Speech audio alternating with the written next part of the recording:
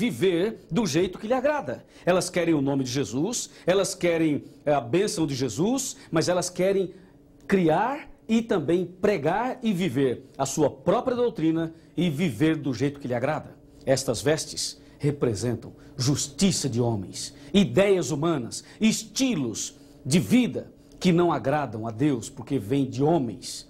O profeta Isaías está dizendo que estas igrejas, elas até desejavam e desejam as bênçãos de Deus, porque na última frase do versículo 4 diz assim: tira o nosso opróbrio, tira a nossa vergonha, tira o nosso problema, Senhor, liberta-nos dos problemas. Olha, são igrejas que não estão nem aí com a doutrina da Bíblia, são pessoas que dizem a lei foi abolida, o Velho Testamento foi abolido, isso não serve para mim. São pessoas que têm um estilo de religião tipo doutrina da prosperidade.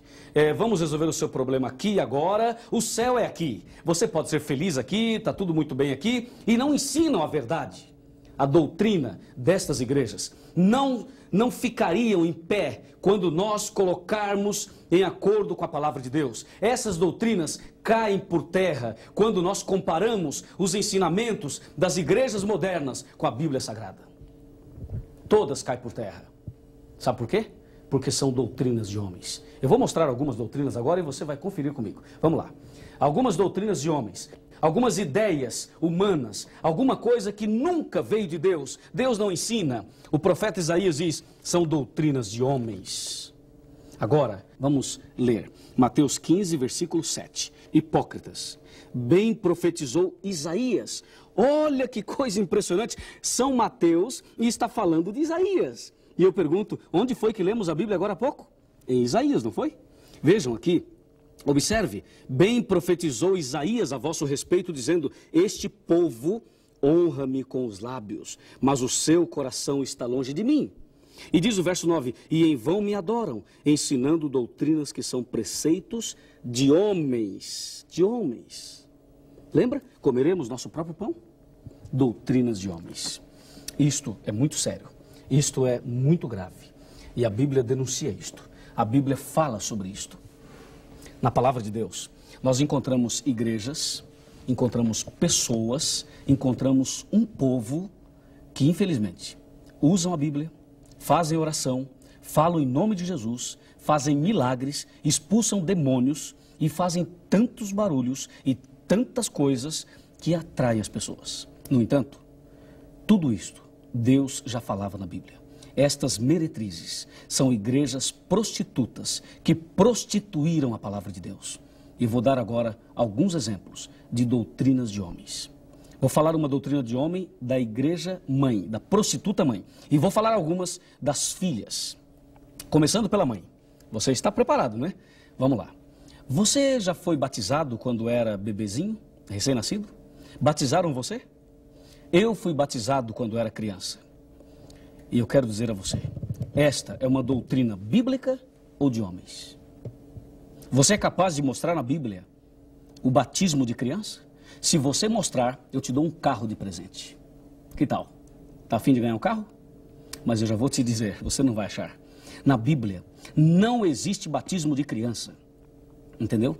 Por isso, o batismo de criança que a igreja mãe inventou, que a prostituta mãe inventou, não está na Bíblia, é doutrina de homens. Agora eu vou falar das filhas. Por exemplo, tem uma igreja aí que diz, é um absurdo, dá vontade de rir. Tem uma igreja aí que diz que se a mulher fizer depilação, ela vai para o inferno. E aí, minha amiga, o que você acha disso? Está na Bíblia isso? Claro que não. Nunca Deus falou isso. Quer uma outra coisa? As igrejas hoje estão dizendo assim, olha, se você é crente, se você é evangélico, você não pode ser pobre. Você tem um fusquinha, você precisa orar e Deus vai te dar um carro importado. Você mora num barraquinho, olha, se você é evangélico, você vai ter que morar numa mansão, num apartamento, no Morumbi, você vai ter que ter casa na praia. Você não pode ser pobre e nem ficar doente. E as igrejas estão dizendo o seguinte, que o evangélico, o cristão verdadeiro, não passa por provações, não fica doente e não pode viver uma vida simples. Meu amigo, esta é uma doutrina, não é nem de homem, é do diabo. Sabe por quê? Porque um dia o diabo propôs isso a Jesus. O diabo disse: Jesus, se você se prostrar e me adorar, eu te dou tudo. Te dou a doutrina da prosperidade. Você vai ficar rico. Você vai ganhar o mundo inteiro. Está em Mateus capítulo 4, verso de 8 em diante. Esta é uma doutrina de homens. Isto é um engodo. É uma estratégia para atrair as pessoas que estão sofrendo, que estão passando por problemas. Mas aqui, através desses estudos da Bíblia, você nunca mais será enganado. Você nunca mais será ludibriado, porque a palavra de Deus vai abrir os seus olhos, vai libertar você e vai salvar você das garras da prostituta mãe e também das meretrizes, as filhas. E o versículo 9 de São Mateus capítulo 15... abre os nossos olhos e diz assim: em vão me adoram, ensinando doutrinas que são preceitos de homens. Imagine você, em vão me adoram. Imagine cantar, orar, ir à igreja, tudo isso em vão. Isso é um problema seríssimo, meu amigo. Imagine você estar frequentando uma igreja, todo esse barulho, todo esse movimento e tudo isso ser em vão. E ainda, para tentar tapar o sol com a peneira, para tentar mostrar que a igreja é verdadeira, tem as correntes dos milagres, não é? Tem as campanhas da prosperidade, tem o carnezinho, já viu o carnezinho?